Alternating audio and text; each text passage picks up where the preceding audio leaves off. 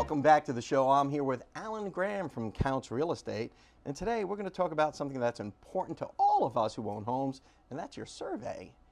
Alan Graham, thank you so much for coming back on the show. Good morning. Great to see you. Always a pleasure to see you and learn about real estate. It is. There's so many parts to a real estate transaction today that it's really necessary to have a professional that does this. There's your termite, your title insurance, your home warranty, and most important, your survey.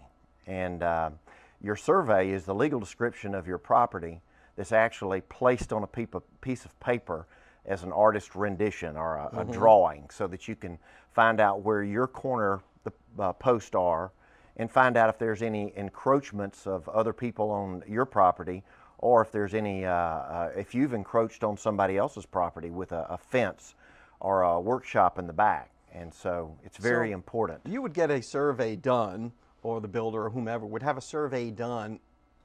It's part of your transaction. Here's your survey, here's this plot of land that we're talking about. Now, would there be any other reason for you to go back and resurvey your property? Yes, but going back to the survey portion of it, sometimes people will try to save money in a real estate transaction and use an old survey that was done 3 to 5 years ago.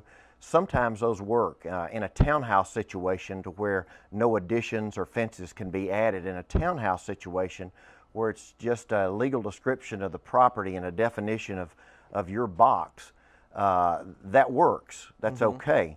But in a residential home ownership situation, to where people can put man shed in the back, or build them a workshop or a lawnmower thing, or where your neighbor decides to place a fence, or you decide to place a fence, and that fence encroaches on somebody else's property, or let's say the fence encroached on your property, you go to sell it, your lender or your title company requires a brand new survey, and they find out that fence is now on your property.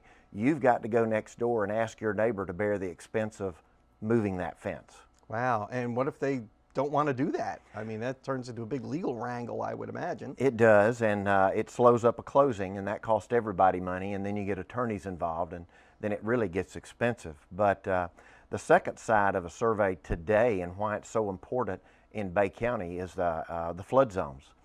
FEMA has mandated that they go back and redefine the flood zones, and they're doing a better job of finding the little niche areas in Bay County that are low-lying, that flood during unusual rainstorms. And so another part of a survey would be an elevation certificate that gives you how high your home is above the flood zone, or in the flood zone in some cases. Now, just because you live in a neighborhood where I guess my question is, in the same neighborhood, you can have homes that are in a flood zone and homes that are not in a flood zone, isn't that right? That's a great observation. It all goes back to do with the elevation. You can buy a lot that is in a flood zone, but you can build your house out of the flood zone. You can either do it by putting it on pylons, you can do it by elevating the soil, or building the blocks up and then pushing dirt up to make it appear that it's all one level land that just gently slopes up. But that elevation certificate, at one time it was based on the threshold of the front door, the elevation above the sea level of the front door. Now I think they require the whole structure to be out of that flood zone.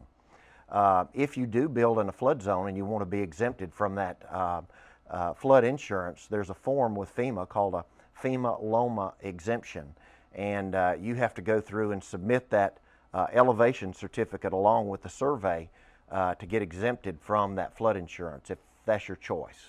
And just anecdotally, you know, in our last home, they told us we were not in a flood zone. I did not need flood insurance to purchase the house.